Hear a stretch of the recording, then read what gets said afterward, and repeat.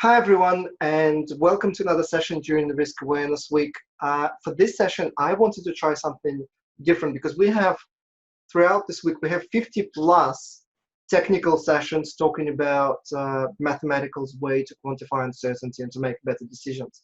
But in the spirit of risk awareness, I wanted to talk to a person who I think have done an amazing job in raising awareness about risk.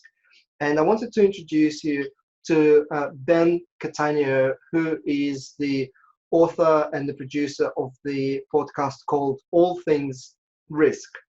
Now, Ben, tell us a little bit about this podcast, where people can find it, and what is it about, and then I'll shoot some more questions to you. Sure. All Things Risk is a podcast that I do as a side project. It's a bit of a hobby. I work full-time in our industry in risk management, but it's a podcast for everyone. So quite the opposite of the kind of everyday work. And what I wanted to do is I wanted to bring risk concepts to people in a way that are easy to understand, and that actually we don't always talk about risk. We'll have a whole conversation, for example, with someone who may have climbed Mount Everest or have done these crazy adventures. And to me, actually what they've done, it's all about risk, but we may not ever we never mention the word risk, but it is about uncertainty and making decisions and learning from people's experiences who have done those types of things. And it's really, I do something as a labor of love. We are in 114 episodes in. We're going to keep going. We've got some amazing guests and authors and speakers, and it can be found wherever you find your podcasts, iTunes, Apple Podcasts. Just search for All Things Risk, or you can just go to allthingsrisk.co.uk, and everything is there. And it kind of reflects my own journey in risk management. I kind of got into the field. I never intended to get into the field of risk management. Not directly anyway. I studied international relations and international economics, and I wanted to learn and study how the world works. Mm-hmm. And I found myself teaching English in South Korea at the end of the 1990s. And shortly thereafter, well, I actually remember I was at the start of the financial crisis, I was in South Korea, and I was about to get into my graduate studies. And I remember changing all of my Korean won into Swiss francs, and I remember saying I've changed my monopoly money that day, and a few weeks later the Korean won crashed, and there was this big thing. And having spent a year and a half in South Korea, I was a little bit surprised that people that in the financial community were surprised that there were governance problems in South Korea and also throughout Asia. And having studied international relations, I thought, well, surely you would understand that the governance isn't that great here, and there would be some problems. But lo and behold, actually a lot of folks didn't and lost a lot of money. And I ended up studying international relations, and I got into political risk management because it was the same sort of problem that folks making financial decisions or business decisions weren't really paying much attention to how politics works in a lot of countries, emerging markets and Russia and so forth. You don't have to be a genius, though, to figure out that you could have a coup, you could have a change in government, you could have terrorism, you could have all of these things. So they need to be considered. And so that started my journey into the world of risk management. And for better, for worse, I have a sort of this sort of career in it. But one of the things that I've always been fascinated by is how you could take a concept in one domain and apply it to something else and learn loads, and also try to figure out, well, why don't people think a little bit more? We were talked earlier about the essence of things. So you talk about decision science, probability theory, and these things that are just actually in the essence, this is what risk management is about. And to me, it's very much the same way. And so I thought, why not have a podcast where you talk to people that are actually doing risk management, but you don't actually use these words. You don't talk about risk appetite and these kinds of concepts, or a risk register. And so that's what I've been doing. We can learn a lot from those people, because sometimes we're just hiding behind all this terminology that doesn't really help us make better decisions. And yet you have Absolutely. people, I mean, I highly recommend your podcast, obviously. I'm a big fan.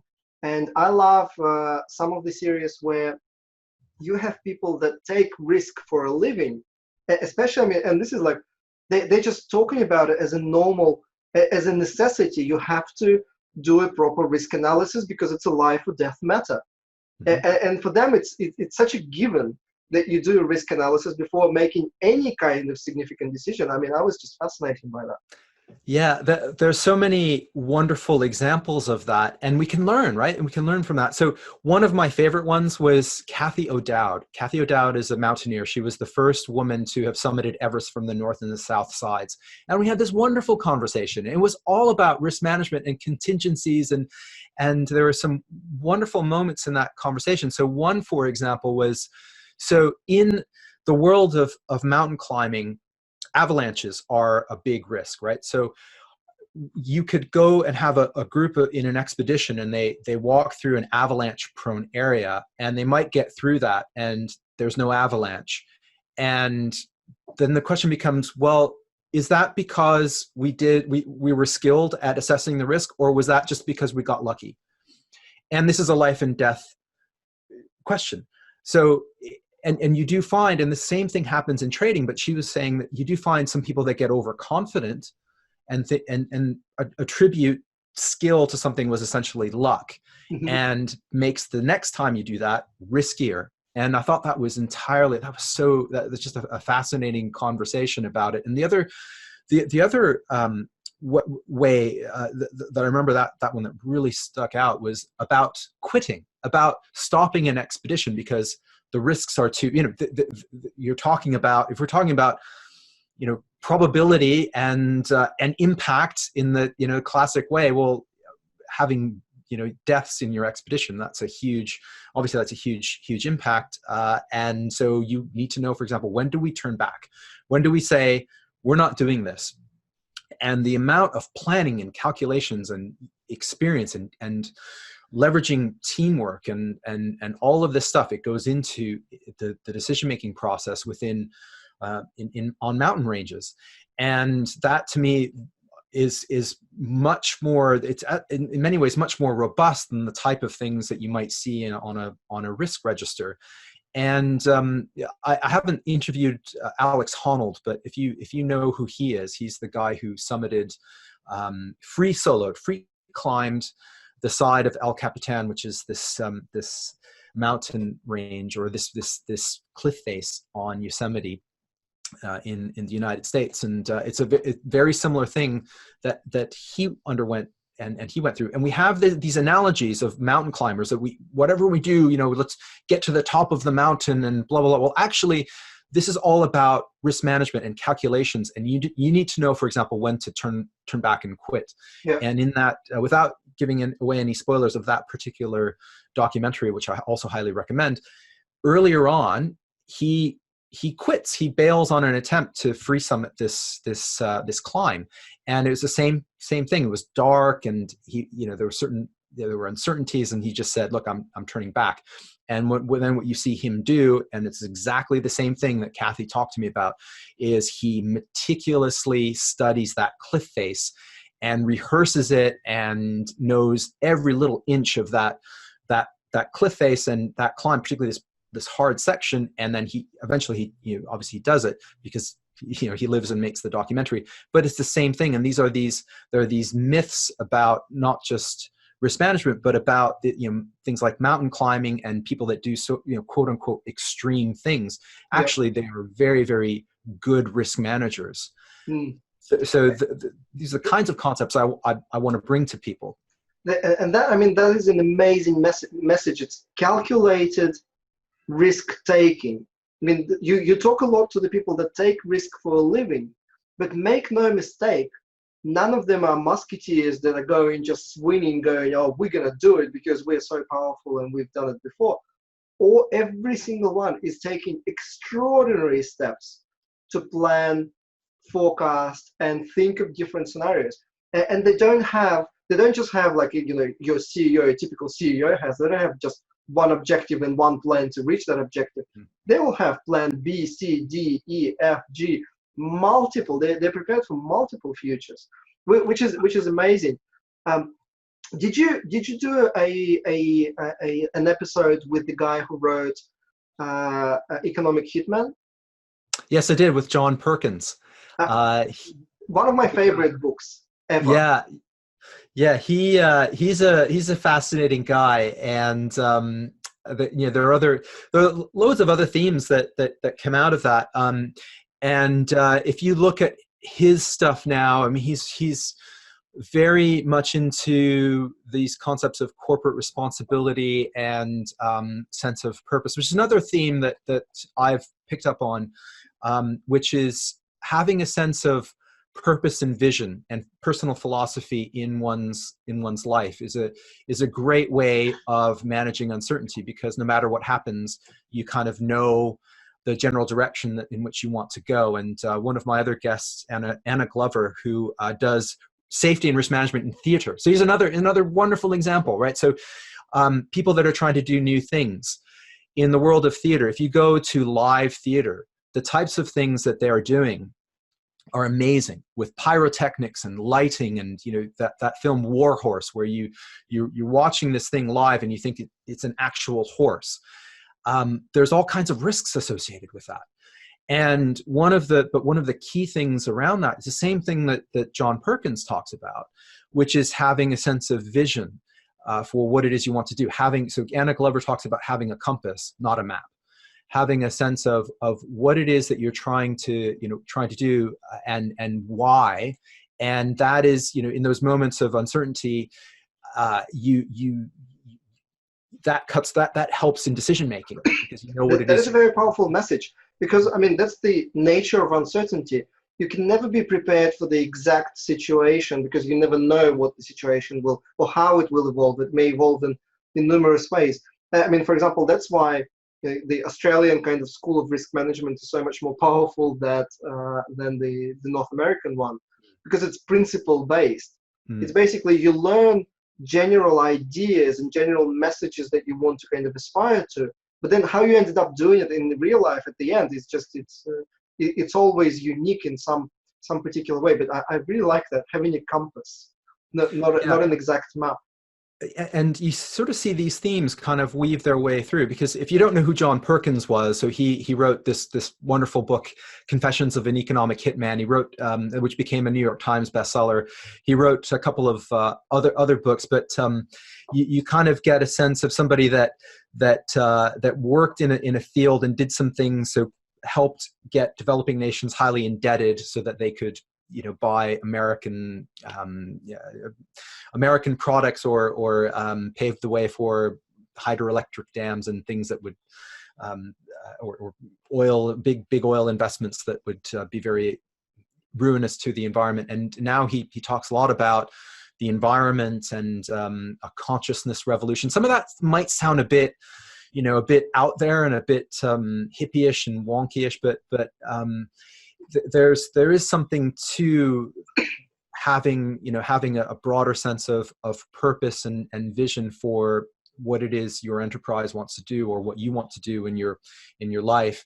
And I think that's a great way of managing risk. And conversely, risk management is a tool. And if a drug cartel wants to do great risk management, they'll be a very successful one as well.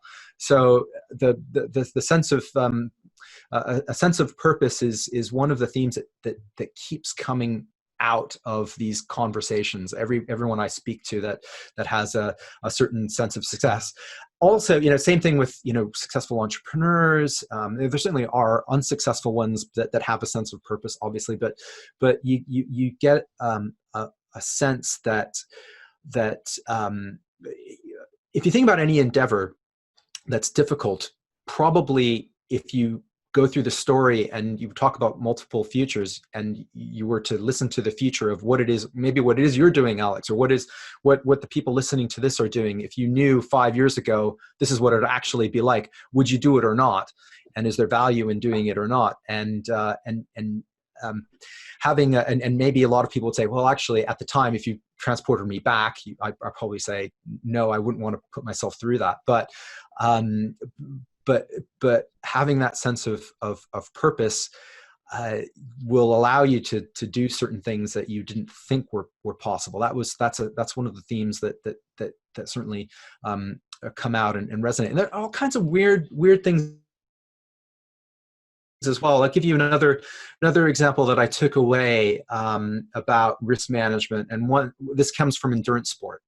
And one of my other guests, his name is Alex Hutchinson. He wrote a wonderful book about human endurance called Endure, and it's about the limits of human endurance.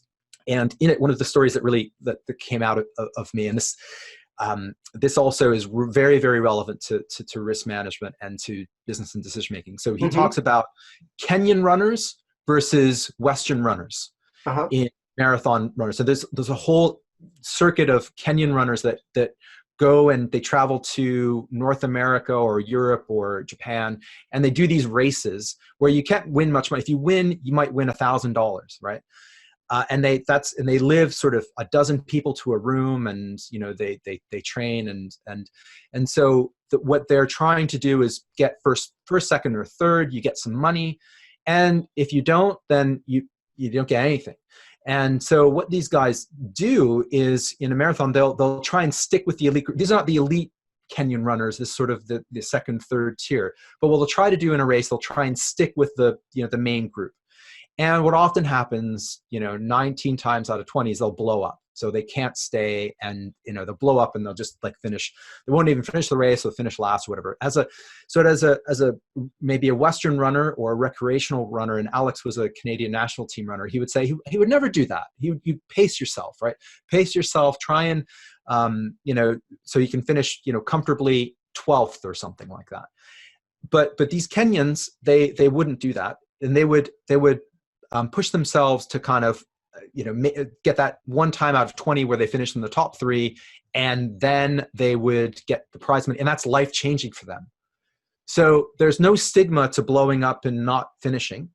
And if the upside is, well, I could change my $1,000, I can buy a goat or a set of goats for my family, and that's completely life-changing. So that's what they'll go for.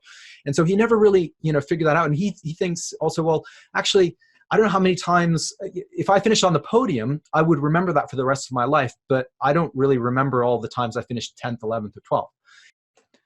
So we're talking about really decision-making, and there's so many wonderful analogies, but I'll give you a couple in terms of sport. In the world of ice hockey, so you're Russian, I imagine you've watched the odd ice hockey match. I'm Canadian.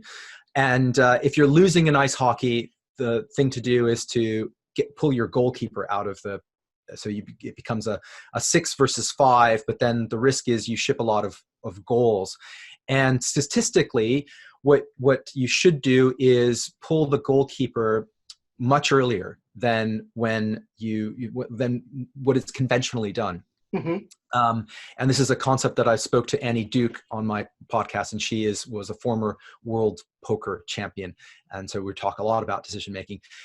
And then she talks about an example in American football. There's when to go for it on what they call fourth down, and there are these things that the problem with pulling the goalkeeper too early is that if you're losing, say, 2-0, then very quickly, you become, 3, 4, 5, 6. All of a sudden, you're losing 11-0, and it looks very bad. But you would have probably lost anyway. So statistically, you should do this. But it's the social stigma of what it looks like, and same thing with the Kenyan runner blowing up. So what is the social stigma? So I think there are a lot of decisions in business and in life where actually, if we cared a little bit less about what people think, or cared a little bit less about, maybe going with a slightly riskier supplier about something, or something we were talking about earlier, why don't risk managers challenge the conventions? There's the social stigma about what it looks like. If I were to challenge, I think that risk appetite is bullshit. If you were to stand up and say that in front of a risk committee, what would that look like? And that prevents us from making the better decision, because if again, like the runner, that is a very powerful message. that there is that kind of that level of expectation that, interestingly, most of the time, I think that is misread by the Mhm. person who makes the unoptimal or sometimes completely irrational decision. Because that's Mhm. me. I mean, that's the thing. I even have an article called "Why Are Risk Managers Scared to Take Risks?"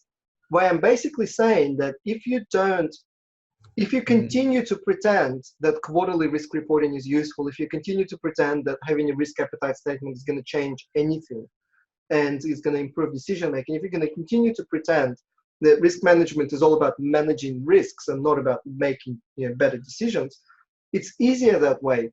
But in the long term, that is a losing strategy by all means, because the decision makers, the ones that are paying your salary, sooner or later they will realize what a waste of resources risk management team is. I mean, no wonder Absolutely. risk managers are fired first, because most of them are useless Mhm. to their organizations. I mean, nobody even notices if they're gone.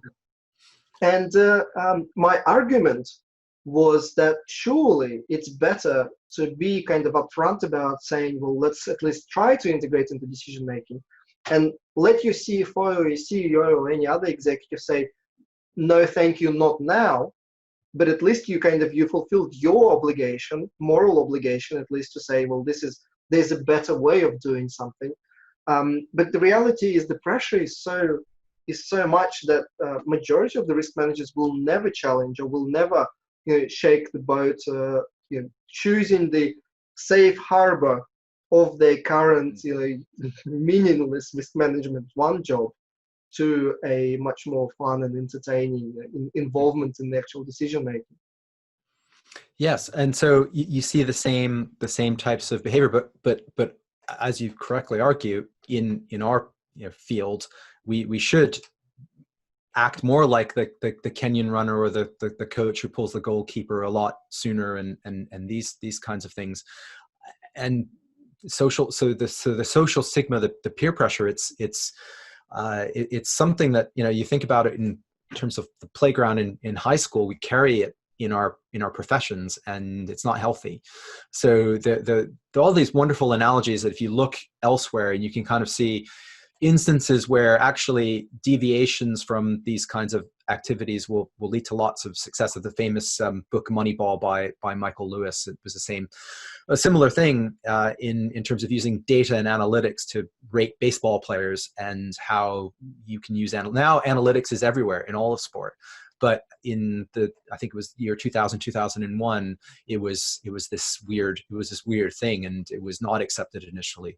So I think sticking to the essence of things, and what works, and the valid kind of scientific principles that you often talk about, in spite of the social stigma, is something that it's brave. It does. Courage is about not having is not about not having fear. It's about acknowledging that there are fears, but doing something anyway, that you fear. And I think we need to have a bit more courage and curiosity in the profession. In the risk profession, I totally agree. I absolutely agree. And by the way, I love your analogy about fitness and risk management. Share it with our audience, because I Sure. think it just hits the risk management on the head. Sure. Well, we were talking about all of these kinds of trends and management fashions in risk Fads. management. Yeah, fads, and it's similar in the world of strength training equipment and fitness. And one of the best things that you can buy, the best pieces of fitness equipment, are free weights. Right? You buy them once; they'll last decades. You don't need to replace them. You can use them. You don't even have to buy free weights. You can get bricks or something. But essentially, the fitness industry doesn't like free weights, because once you buy them, how can you make money off of that? You buy them once, and that's it. And so it does seem like one of the reasons why some of these things that are really been around for a while in risk management is that they're the equivalent of the free weight. I mean, equivalent of free weight in risk management is essentially decision making. I mean, Yeah. that's the kind of the bare minimum probability theory, decision making, and maybe neuroscience. These are kind of the fundamental fields that teach us new stuff that we didn't realize about ourselves and our behavior and our decision-making approaches. Those are kind of the fundamental things. But then everything else is essentially more advanced, just marketing. It's just marketing stuff. Yeah. And you know, if it, whether it's the, you know, the latest thing, the T90X or the this or the that, you know, the best investment you can make if you want to improve your strength is to buy free weights and, you know, a couple of barbells, you know, some dumbbells, a barbell, a bench. And that's, you know, you don't need huge amounts more than that. But yeah, it's an interesting conundrum. Yeah. Which other guest was your favorite? Which one was like the amazing parallel to Risk World? I've got, I mean, there are tons. So one of the ones that I really liked was David Quammen. David Quammen is a science writer, and he wrote a book about, he wrote several books, but about evolution. He actually wrote a book about Ebola, the Ebola virus, amongst other things. He talked about this thing, this book that he wrote called The Tangled Tree. And we think about evolution in terms of this tree of life. And the tangled tree was about this thing called horizontal gene transfer. And horizontal gene transfer is when, you know, actually for some things, genes can actually move very rapidly from, you know, one species to another. And it's not this sort of slow process. It's not denying the kind of Darwinian theory of evolution, and I'm not a biologist, but there's a thing called horizontal gene transfer. And he also, so that was really interesting. But what he wrote about as well is he gets into the personalities behind the science, so the actual people, the scientists, and he talks, for example, about Darwin and the trouble that Darwin had when he came back from, you know, trying to put out his, you know, his theories and also same thing, you know, social stigma, all of these things. And so some of the things got me to thinking about things like curiosity, particularly in decision making and risk, and where does a hypothesis come from, right? So you have the scientific method, but the hypothesis comes from people's experience. It comes from different influences. And there's an aspect of creativity and curiosity that creates these hypotheses to test. Otherwise, it would just become this sort of mechanical process. So the people behind the science, I found that to be that was fascinating. And so not every idea, not every. I believe that, you know, you have to have the science, you have to have the kind of rigor, but you also need to have a little bit of mystery, a little bit of we, you know, the sense of, well, we don't really know how that works. And so I think that you know, I was talking to you earlier about cognitive biases, and I did a search on one of the Big Four's website for cognitive biases, and nothing came up. At least not on the risk and compliance space, and it came up in marketing. And you know, why not? Why are we not talking about that? And so that sort of sense of, well, there's the kind of the mechanistic side of science, but there's also the people side of science. And I think it's the same thing with decision making. Sometimes when we're thinking about a decision, thinking about trying to find those different alternatives to our existing thought patterns in different ways is a great way of making decisions. And the other thing that I take away from all of my conversations in one form, not all, but certainly another theme, is this continuum between mind and body. So the idea, you know, there's a lot of science now around meditation and the benefits of having a proper sort of meditation practice. And I'll go back to that conversation with Alex Hutchinson. He talks about, you know, where does the mind, how much does the mind control the body, and can you override it in terms of endurance sport and suffering, and where is that continuum? And so I'm a big believer in not making decisions when you're that acronym I like: HALT, hungry, angry, lonely, or tired. And how, you know, what is the general sort of health in the room of people who are trying to make decisions? Everyone's stressed out and tired. Yep. And, you know, you're probably not going to make a very good decision. So that again is just so powerful, and you know, yet so basic. Exactly, and yet the risk community doesn't really talk about it. But the reality is, I mean, that goes back into the neuroscience research, which Hmm. basically says if you're hungry or upset, Yeah. or if the sun is not shining, you will not make an optimal decision unless you actually take careful steps to overcome those circumstances. Yeah. I mean, this is so mind-blowing that when I was the head of risk, and it wasn't even my idea, but I was amazed how that kind of happened by itself. Every single executive meeting was only in the morning and was always with food provided. Right. So every single executive meeting, because they were making like multi-million dollar decisions, they had Hmm. little sandwiches and Hmm. little snacks on the table every single time. And because it was a government-based organization, so the board members, they were all like deputy ministers and they were all very senior people. So obviously, none of those people would ever make it to our office in time. So it was always an evening meeting. Hmm. And the meeting started only after they were fed. Hmm. After they were fed, so there's enough glucose in their blood, and they it's supplying the brain, and they have a chance to switch from system one to system two thinking. Absolutely. This, I mean, this is so basic. That means that you don't do risk workshops. I mean, you don't do risk workshops at all, hopefully. But if you have, you better not do them before lunch or before the end of Yeah. the day. It is pointless. Yeah.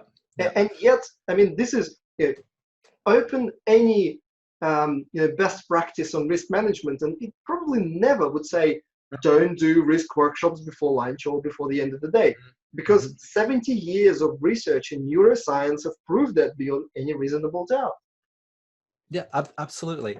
And again, it's a theme that comes up over and over and over again. All these people who, make decisions, they think about both mind and body. And it sounds, it's a little bit sad that we're saying, wow, this is pretty, this is or some people would think of it, this is mind blowing, because it's pretty, it's what your mom would say.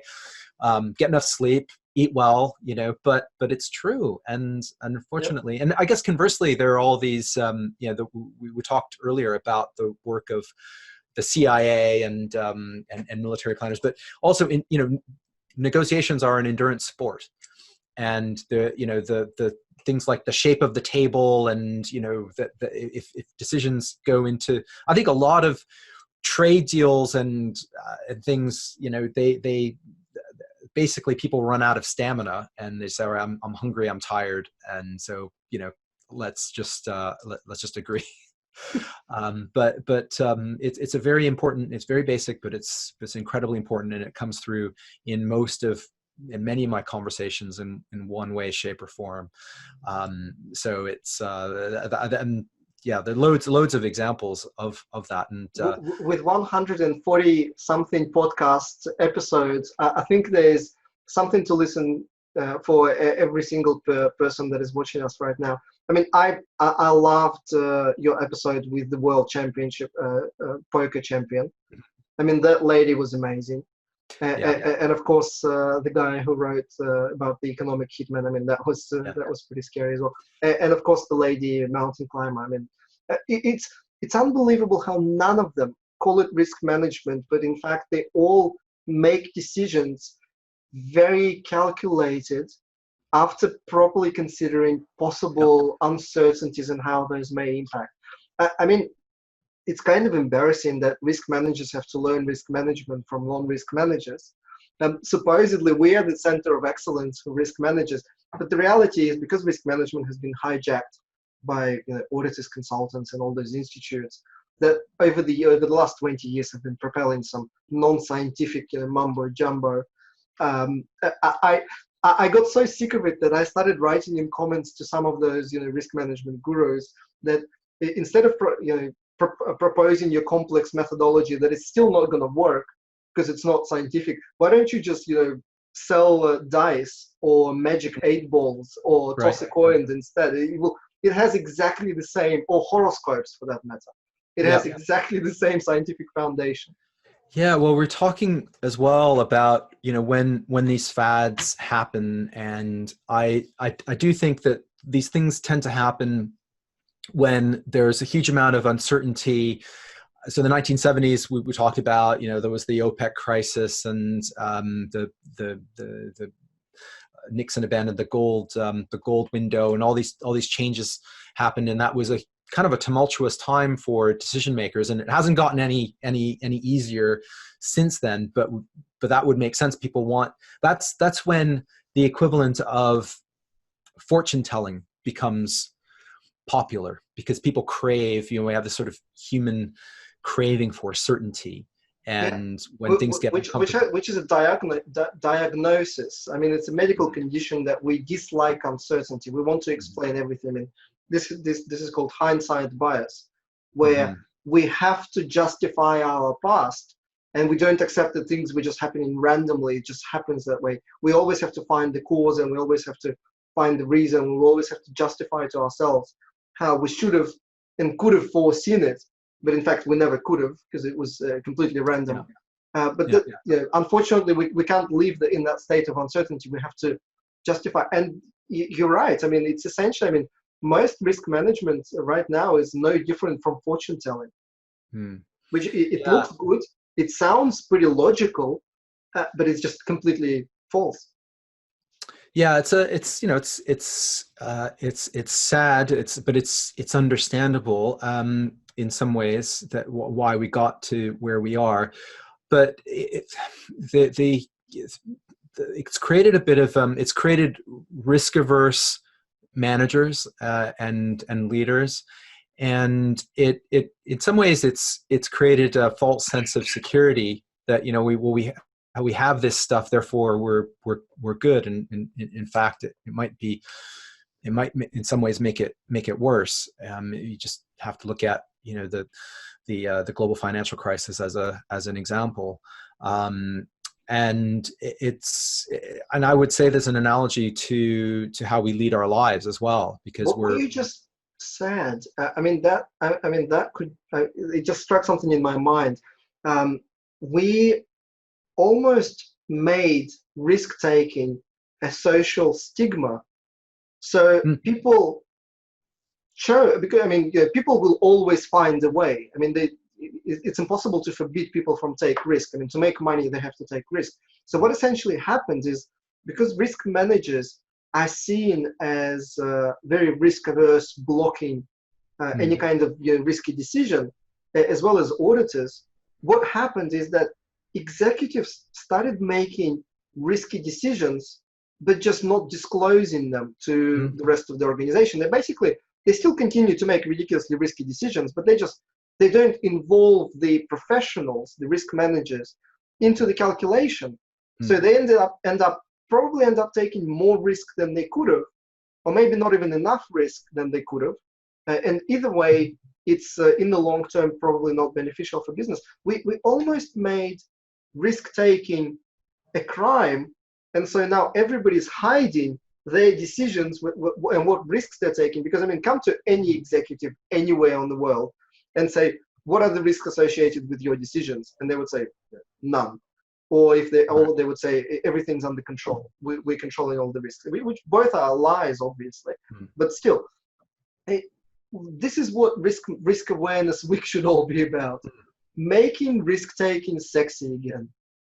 Absolutely. Yeah. And what risks are you taking? And I think there's a lot of healthy stuff happening in the startup and entrepreneur space, sort of, well, we tried this, it didn't work. And well, that's, we knew that was a chance. You don't know, right? If you knew everything, then you wouldn't, then it would have been done already. It's just the counterintuitive, that there are no 100% formulas for success in anything. And from what the pattern seems to be, the people that do these amazing things, they every now and then they'll have a hiccup, a failure, but they do amazing things. And now conversely, I do think there's an increasingly important role to be played by knowledge and wisdom and science, because I think the opposite, particularly in the millennial generation,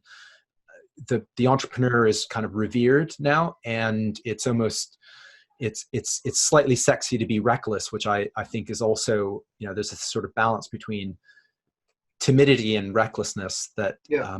I think in some ways society, Yeah. our Western society is moving in the kind of The other extreme. the other extreme. I want to clarify my previous point. We need to make calculated risk-taking sexy. Right.